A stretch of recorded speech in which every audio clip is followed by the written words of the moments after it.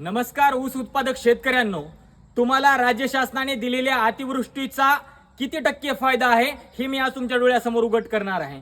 विचार करा, राज्य शासनाने जे तुम्हाला हेक्टरी 8,500 रुपये दिले आहेत त्यामध्ये तुम्हाला किती रुपये राज्य शासनातर्फे मिळणार आहेत। राज्य शासनाने काही दिवसांपूर्वी ऊसाच्या 1 टनाला 15 रुपये काटण्याचा एक आदेश जाहीर केलाय किंवा एक नियम जाहीर केलाय, तर त्यानुसार तुमचं किती नुकसान होतंय विचार करा। राज्यामध्ये किती टक्के लोक ऊसाचं उत्पादन घेतात, राज्यामध्ये किती कारखाने आहेत, या सर्व गोष्टींचा हिशोब आज आपण पाहणार आहोत।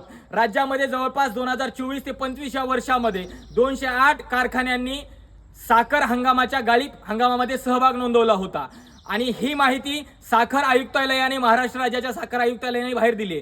विचार करा, एक कारखाना दररोज 5 ते 6,000 टन ऊसाची गाळप करतो, मग ते 6,000 टन गुणिले राज्य शासनाने काटलेले 15 रुपये जे तुमच्या हक्काचे आहेत ते गुणिले करा, किती रुपये जातात। एका दिवसाचे राज्य शासनाला 75,000 रुपये एका कारखान्याकडून मिळणार आहेत। मग तुम्हाला दिलेली रक्कम ही कुणाची आहे, तुमची आहे की राज्य शासनाची आहे। म्हणून मी त्या चमच्यांना आणि चाटू कार्यकर्त्यांना सांगू इच्छितो की ही सरकारने केलेली मदत ही त्यांच्या बापाची जहागीरदारी नाहीये, ही माझ्या इथलच्या शेतकऱ्याची वारसदारी आणि या शेतकऱ्याच्या कष्टाचा पैसा आहे, घामाचा पैसा आहे, जो शेतकरी अहोरात्र शेतामध्ये घाम गाळतो। आणि राहिला प्रश्न मदतीचा, जर राज्य शासनाने शेतकऱ्यांना मदत केली नाही तर आम्ही रस्त्यावर उतरू, आंदोलन करू, उपोषण करू। जसं की आज महाराष्ट्रातील एक 26 वर्षाचा युवक जवळपास 6 दिवस झालं आमरण उपोषण करतोय, ज्याने अन्नाचा आणि पाण्याचा एक थेंबही ग्रहण केला नाहीये। त्या युवकाच्या नाका तोंडातून रक्त येत आहे, तरी सुद्धा राज्य शासन त्यांच्याकडे लक्ष द्यायला तयार नाही।